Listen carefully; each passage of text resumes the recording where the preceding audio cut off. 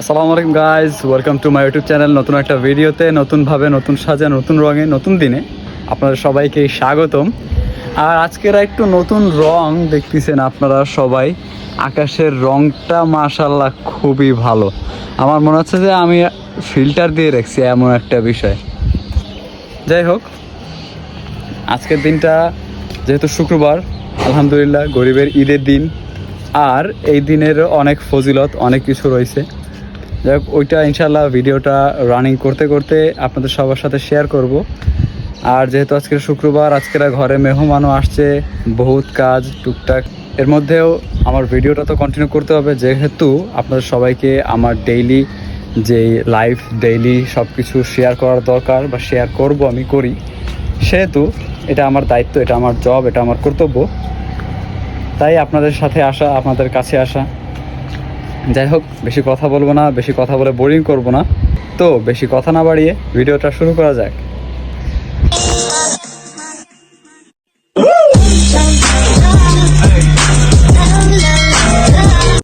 আজকেরা প্রায় 10:30টার দিকে ঘুম থেকে উঠছি। ঘুম থেকে উঠে প্রথমে যেটা করি, একটু আয়না পাইলাম। আয়না পায়ে সেখানে যে একটু নিজেকে দেখতে থাকলাম। সুন্দর চেহারা যেহেতু, আলহামদুলিল্লাহ। যাই হোক, বাহিরে তাকায় দেখি যে আজকেরা ভালো একটু রোদ্দুর হয়েছে, ওর মধ্যে হালকা হালকা মেঘ রয়েছে, সারা টিপ টিপ বৃষ্টি পড়ছে, এর জন্য রাস্তাঘাট সব ভিজা। তারপর নিয়ন্দের বাসা থেকে একটু টুকটাক কাজ করে আমি রওনা হয়ে গেলাম আমার বাসার দিকে। কিন্তু যে তখন খেয়াল আসলো যে আমার অ্যাডভার্টাইজমেন্টের একটা শ্যুট নেওয়া লাগবে। তাই আমি আমার পুরাতন এলাকায় যাই, আমার ছোট ভাই বন্ধুদের সাথে। প্রথমে আমাদের বাসার ছাদে যাই, ওইখানে যাই কিছু শ্যুট নেই।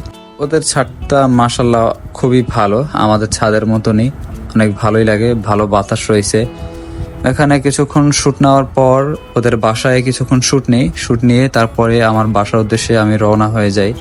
যেহেতু আজকের শুক্রবার, অনেক লেট হয়ে গেছে, প্রায় সব কাজ করতে করতে 12:30টার বেশি বেজে গেছে। বাসায় এসে দেখি আম্মু অনেক সুন্দর করে ছিটানো পিঠা বানাইছে আর সাজা পিঠাও বানাইছে। আজকের যেহেতু একটু দাওয়াতের প্রোগ্রাম রয়েছে আমাদের বাসায়, তাই তাড়াতাড়ি গোসল করে রেডি হয়ে নিলাম। আর যা যা পরবো সেটাও রেডি করে নিলাম। ও সরি, এটা কি জানা চলে আসলো। হ্যাঁ, যাই হোক, যেহেতু অনেক লেট হয়ে গেছিল, তাই চুল ভিজা অবস্থায় আমি নামাজ পড়তে চলে যাই।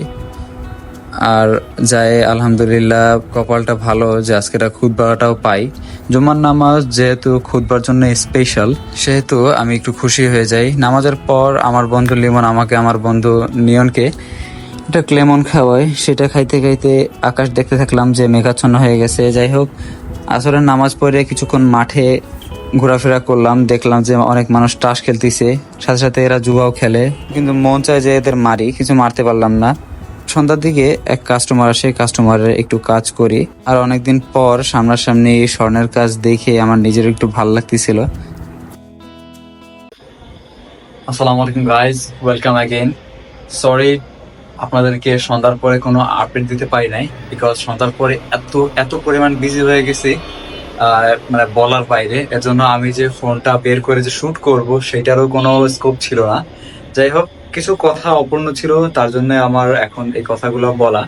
যেহেতু কাল বাদে পরশু আপনার যে আশুরা, আমাদের দেশে, ইন্ডিয়া, পাকিস্তান বা কিছু কিছু কান্ট্রিতে এই রেওয়াজটা এখনো রয়ে গেছে যে ঢোল বাজান।